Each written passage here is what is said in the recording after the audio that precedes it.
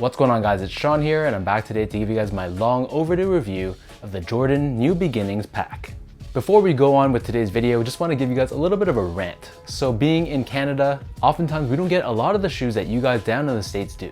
With the recent All-Star weekend that just passed, we all know that Jordan Brand and Nike released a ton of heat releases, a lot of which didn't even land in Canada. So I took L's pretty much across the board and I had to pay resale for my pairs. So long story short, pulling the trigger on StockX, waiting for the seller to ship to StockX, and then waiting for StockX to ship to me. Before you know it, All-Star Weekend has long gone, all the other reviews have been put up on YouTube, and then here I am, 2 days ago, finally getting most of the orders that I placed. So I put up a post on my YouTube channel asking you guys whether you care or not whether I put up a video to review those shoes that I picked up for All-Star Weekend. And overwhelmingly, I think there was 91% of you guys said yes. So here I am today, I guess you can say better late than never. So the Jordan New Beginnings pack, for those of you guys who don't know, is a pack consisting of two shoes, the Jordan 1 Retro High 85 and the Nike Airship. This package released on February 12th for a retail price of $350 US, and safe to say this pack was extremely limited.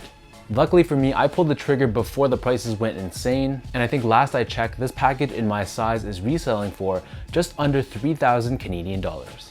You guys have probably seen other people's review of the New Beginnings pack, so I'm not going to go into too much detail about the box, but here's a quick look. And as you can see, this combines both the box of the Jordan 1 and the Airship together into one double-sized package. So you see on your bottom right corner, we have the text 1985 Air Jordan 1, and then on this corner it says 1984 Airship PE.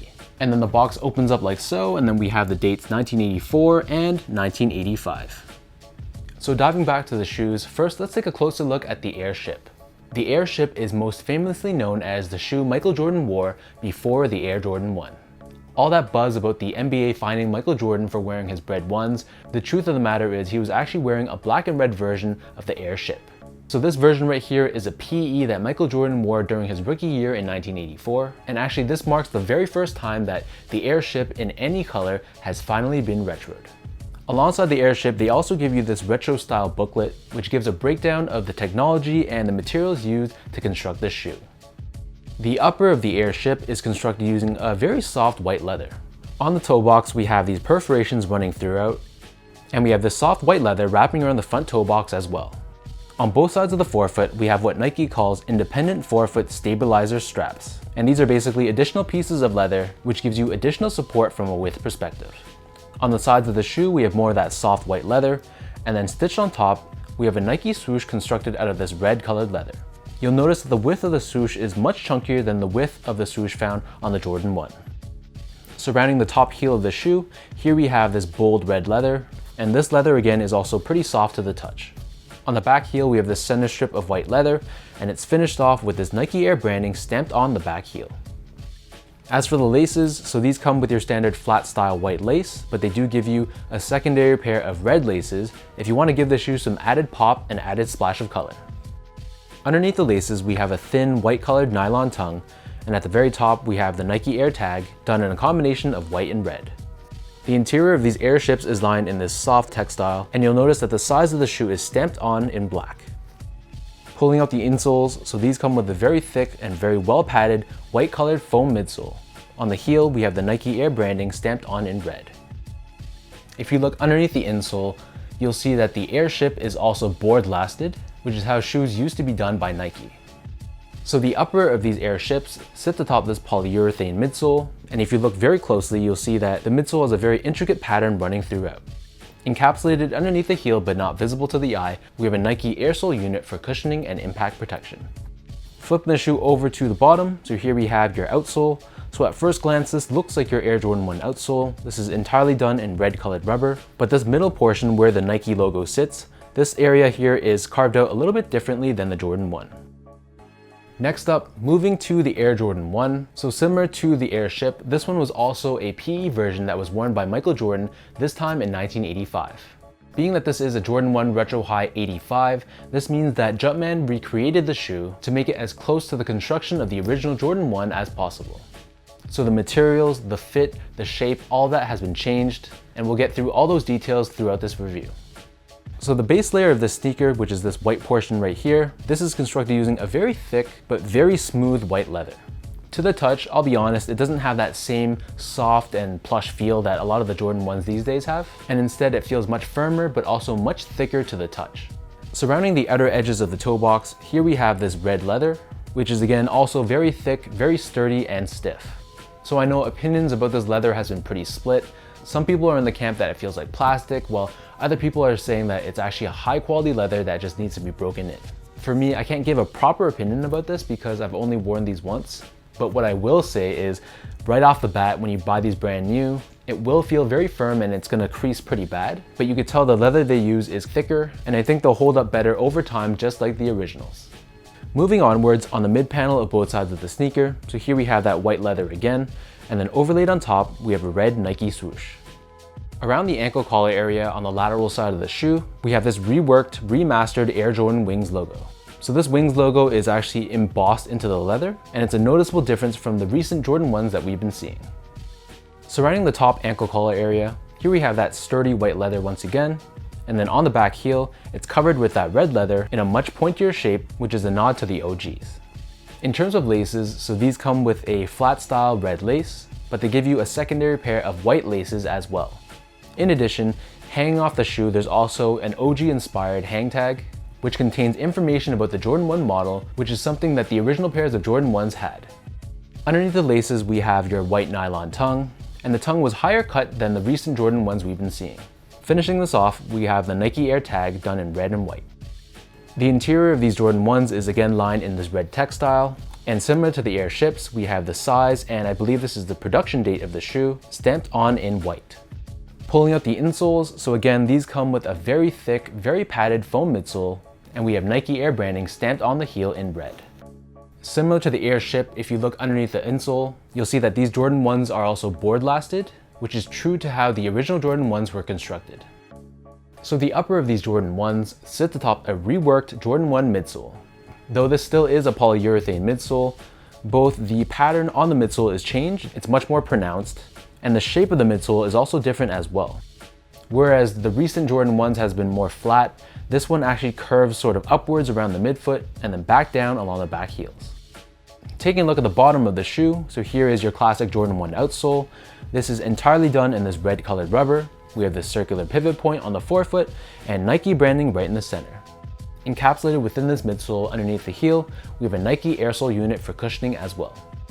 From a sizing standpoint, so both the Air Jordan 1 and the Air ships, I'd say that they run true to size. The Air ships definitely fit more like a traditional true size, so my feet measures as a true size 10, and getting this in a size 10, it fits me perfectly. It wasn't narrow for me by any means, so even if you have slightly wide feet, going true to size should be okay for this pair. The Jordan 1s, however, are a little bit different. Because of the way it's constructed, it fits slightly different than the Jordan 1s we've been buying in recent years. In comparison, I feel like they're much more narrow in the heel, and they do definitely run longer.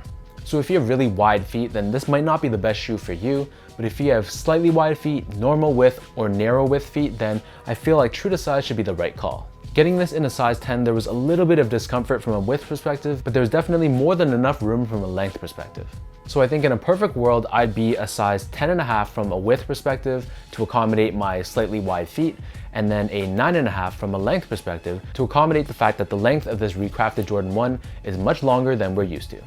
Next up, from a comfort standpoint, so both the Air Ship and the Air Jordan 1, these are both shoes from the mid-80s. So with that said, the comfort on this shoe is nothing too special.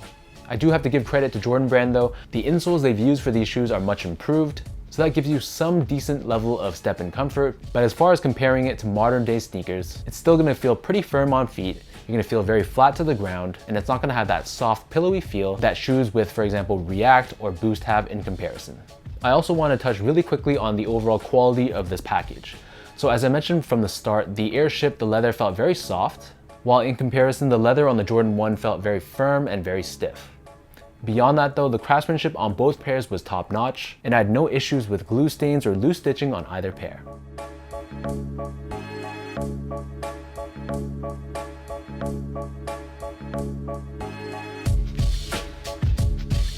So with all that being said, now let's lace up both the Air Ship and the Air Jordan 1 85 and show you guys how both of these shoes look on feet.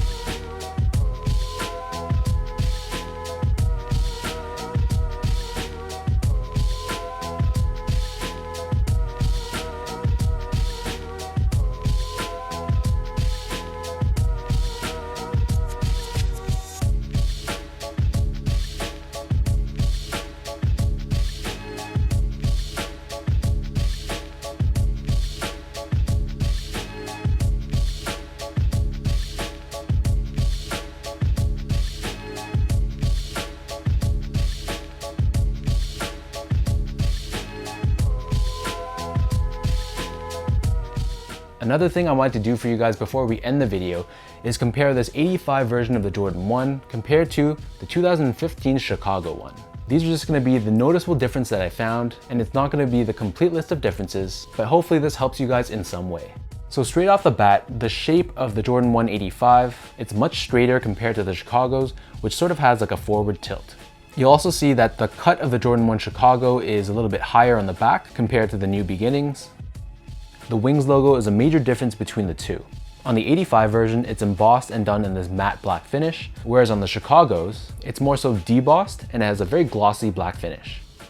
On the toes of both pairs, you'll see that the red leather, it wraps higher on the 85s in comparison to the Chicago's.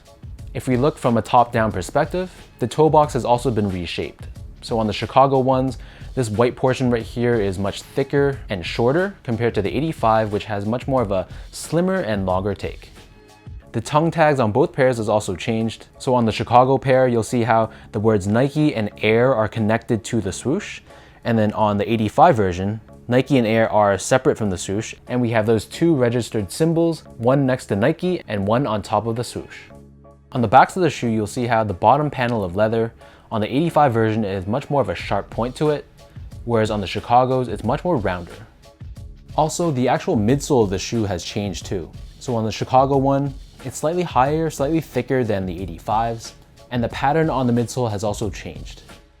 As I mentioned earlier, the shape of the midsole is different too. So the Chicago one has much more of a flat midsole, whereas on the 85s, you'll see how it curves downwards and then upwards in the midfoot before going back down. Looking at the bottom of the shoe, so at first glance, the outsoles look pretty identical. But first off, the 85 version has much more of a straight and narrow finish to it compared to the Chicago's, which are wider and curve inwards a bit more. The pattern on the rubber is also different. On the Chicago ones, you'll see these faint crosshatch patterns, whereas the rubber on the 85s is smooth. Also, that portion in the middle where the Nike branding is found, that's also reshaped. It's much higher on the 85 version, and the Nike logo again is disconnected from the swoosh.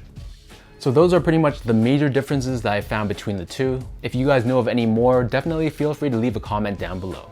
So that concludes my in-depth review of the Jordan New Beginnings pack. I know this video is very long overdue, but hopefully this gave you some additional insight into the pack. Between this Air Ship and the Air Jordan 1, are you guys feeling either, both, or neither? And let me know down below of what your thoughts are of Nike making this pack very, very limited. Hopefully, for those of you guys who want the Air Ship, Nike releases more colorways down the line, or we can cross our fingers and hope there's going to be a restock of this pack in the future. If you guys like this video, be sure to like, comment, and subscribe. Give me a follow on Instagram at sgo8, check out my Twitter at sean.go, and visit my website at seango.ca. So until next time, thank you guys so much for tuning in. Hopefully you guys enjoyed this video, and I'll catch you guys all in the next one.